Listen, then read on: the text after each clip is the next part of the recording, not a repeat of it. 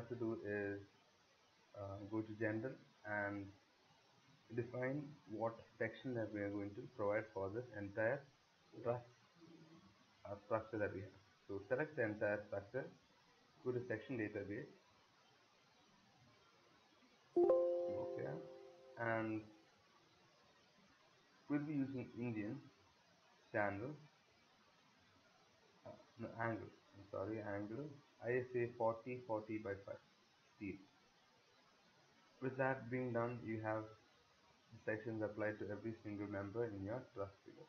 So unless specified otherwise, this section is what we have to provide for our question. Right after that, we can see in the question the supports that were given were two fixed beams, fixed supports. Now, there's a small shortcut that we have to show all the nodes, and that can be done by pressing Shift and K. See, all the nodes have come. Now, if you want to get the node numbers, press Shift and N. You get the node numbers also. So I'm clicking 1, and while pressing down Control for Windows keyboard, I press 5 also, and I press on Create, and I go to the fixed one, and I just press Assign. It automatically assigns fixed supports for these two nodes. And that's it for the supports. Now we have the loads. Loads over here is tricky. As usual, we first provide, no, there are no dead loads for this. For this problem, for truss, we did not provide a dead load. We did not provide load combinations. It's just a live load. This is done unless it's specified otherwise. Unless anyone else specifies that we need to provide a self weight for this problem, we can just give the live load. Now in the problem, we had 3 loads.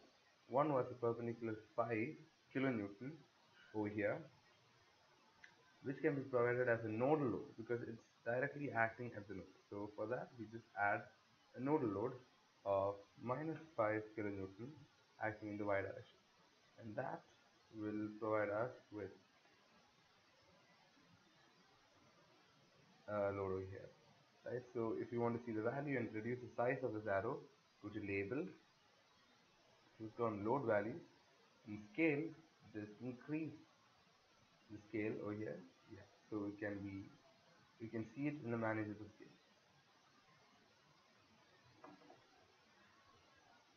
Now the other two loads, as you can see, are attached in or are inclined at a local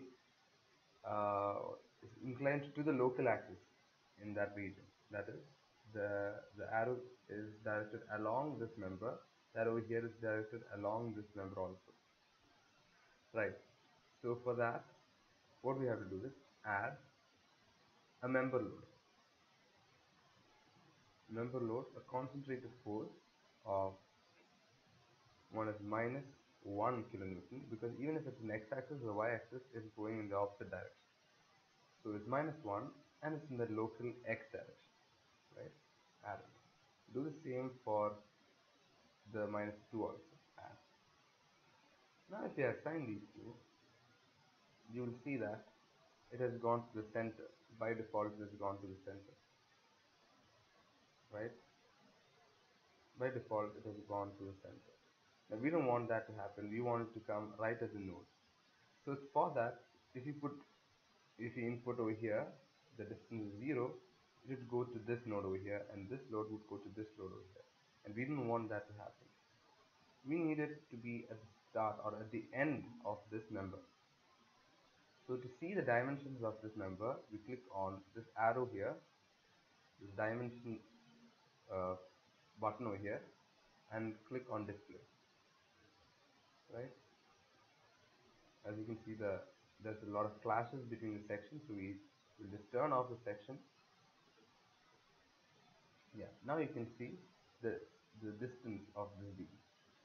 So simply go over here and change this distance d1 to the distance that is appeared over here, that's 3.